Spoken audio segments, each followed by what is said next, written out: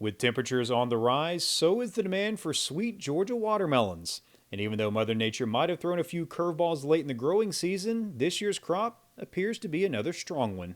So when we started, there weren't quite as many melons ready as should be, but once it started warming up, got a little drier the middle of May, the bees really got to pollinating, and we're starting to see the effects of that now as the melons, we're starting to pull more melons that are ready, and this second crop's looking really promising. While that cooler weather might have slowed down the growing process a bit, it did have some positive effects on the crop as well.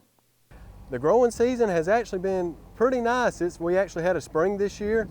That cooler weather that was kind of hindering the bees, though, it helps the watermelon as far as there wasn't as much pressure with the dry weather, had some good rain, so we weren't having to run the pivots as much. So it's kind of a double-edged sword with the rain and the cooler weather. Hurt you on the pollinating end, but it made everything else do really well.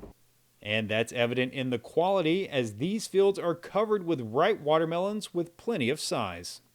The quality is really good. This is probably some of the better melons that we've had in the past years. It's right up there with some of the best quality that we've had. The size, our size is looking good because when you're packing melons, depending on which stores they're going to, we're pulling out a lot of 45s, which is really good because that's where most of our melons go to is Food Line, and they want that 45 count. With so many different watermelons to choose from at the grocery store, it's important to know just which one to choose for your family's table. When people go to a store, everybody wants to know, well, how do I know which one's ripe? When you look at the stripes on a watermelon, those lighter, getting a little white and white on the top of the melon, that means that it's getting ripe. If you flip it over and look at the belly of the watermelon, that more yellow look tint to the bottom, that means you have a more red, more riper watermelon. The yellow the bottom, the riper it's usually going to be.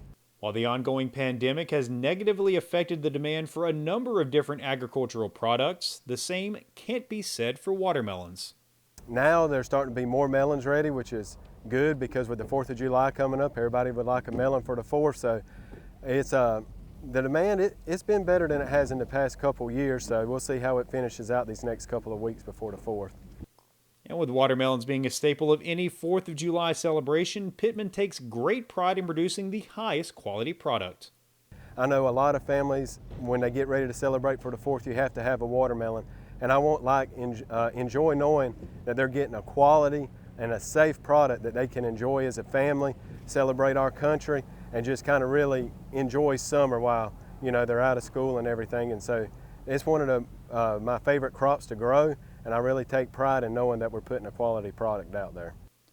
Reporting from Toombs County, I'm Damon Jones for the Farm Monitor.